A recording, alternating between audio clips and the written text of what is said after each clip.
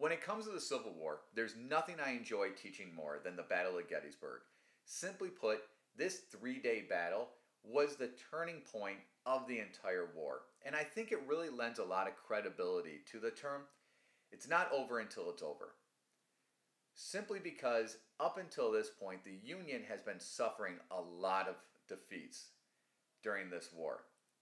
And they just came off a major one months prior to the Battle of Gettysburg at a location called Chancellorsville. But just because you're down and because you've been out and suffering losses doesn't mean that it's over. Because there's times in life or in sports, and in this case in war, when your opponent is going to blink or they're going to show their weakness. And that's when you have to take advantage of those moments to turn the tides in your favor. I also love teaching this because this is now the second time in the history of our country that we are fighting for our independence because the Battle of Gettysburg happened over July 4th. We fought for our independence during the Revolutionary War, and we're now fighting for our independence again to keep the Union together.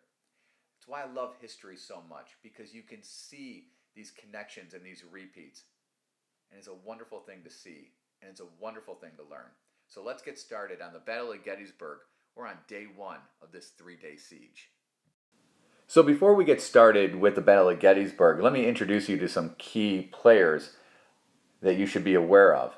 First of all, this is Robert E. Lee, and Robert E. Lee is the head general, the commanding general for the Army of Virginia, the Confederate Army. Just an absolutely brilliant man and one of the most beloved generals to ever grace our nation, and even to this day. And then down here, this is a man by the name of A.P. Hill, and he was just a tough fighting man. He was a general of one of the divisions for the Confederates under Robert E. Lee, and he was one of the people that engaged in battle at Gettysburg on day 1. And then down here, this is Richard Ewell, and for the Battle of Gettysburg, there were several mistakes that were made by the Confederates that led to their eventual loss. And Richard Ewell, along with several other people, made some mistakes that we're going to talk about a little bit later. And then on the Union side, we have George Meade, General George Meade, who is the head general for the Army of the Potomac, as they're called on the Union side. And Lincoln was actually really upset with a lot of his generals and ended up firing many of them. And George Meade is one of the many new faces of the Army of the Potomac that happened over the years. And then this man, if I had to choose my favorite general from the Union, it would be Winfield Scott, Old Winnie Boy, as he was called.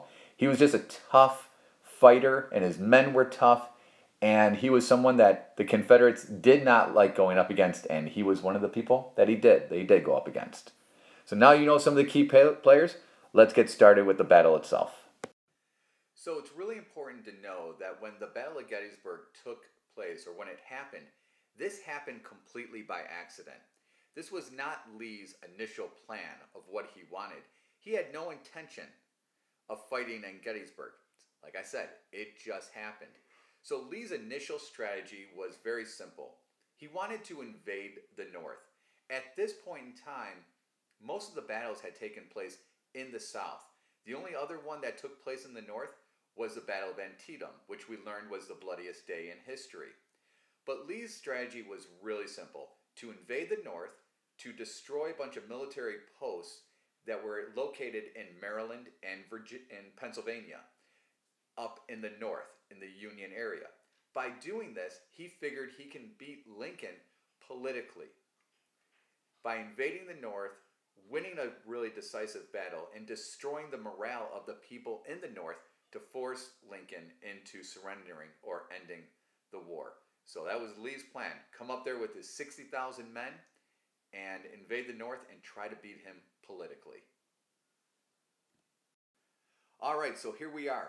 We got Lee moving to the North. He's invading the North. But a little skirmish breaks out in Gettysburg between two cavalry units, obviously between the North and the South. Now Lee gets word about this little skirmish happening, but he's told that the Union has this major military force there. Now what happens in battlefields, or in battles a lot, even nowadays, is when generals or people who are in charge get reports of something happening on the battlefield, they want to confirm it. And nowadays we can confirm it through satellites, drones, airplanes, whatnot. But back then, they didn't have that technology available to them. The eyes and the ears of the army was the cavalry. So instead of sending out the cavalry to confirm if there was a major Union force at Gettysburg, Lee just takes the word of the people who are telling him. And he tells his entire army of 60,000 men to come back and gather up and to converge in Cashtown, where they're all going to come in and attack together at once. But if Lee would have followed orders and done what a military strategist is supposed to do and confirmed that with the cavalry, he would have found out that there wasn't a major military force there, that the reports were wrong, and he could have adjusted his strategy. And that was a major, major blunder on Lee's part. That's his first major blunder. So we just heard about Lee's major blunder that he had made by not confirming this major Union force. So what happens is that all the Confederates now are converging and coming back to this town called Cashtown. Now Cashtown is a town located just north of Gettysburg. So this is where all the Confederates are going to come together, to rally together, to get supplies, to get shoes, because the Confederates didn't really have shoes. They were short on supplies, and that was another reason why they were invading the North, was for supplies. And there are pictures of Confederate soldiers marching with no shoes on to go attack the Union. But they're all coming back to gather into Cashtown as one major force before heading back to Gettysburg to take on this major Union force that's waiting for them at Gettysburg.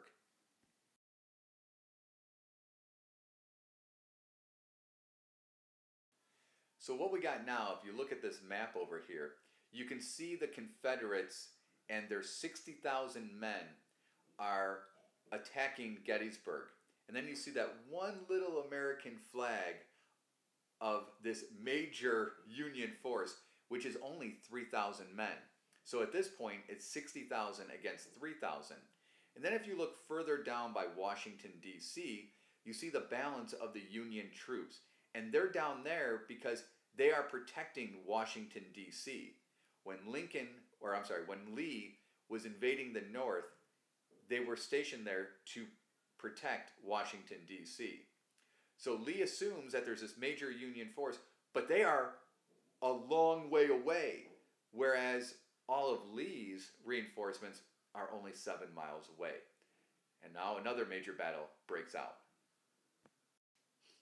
So as the Confederates were attacking Gettysburg, they were attacking these 3,000 Union soldiers on McPherson Hill. What a lot of people assume is that the Union won that battle, but they didn't.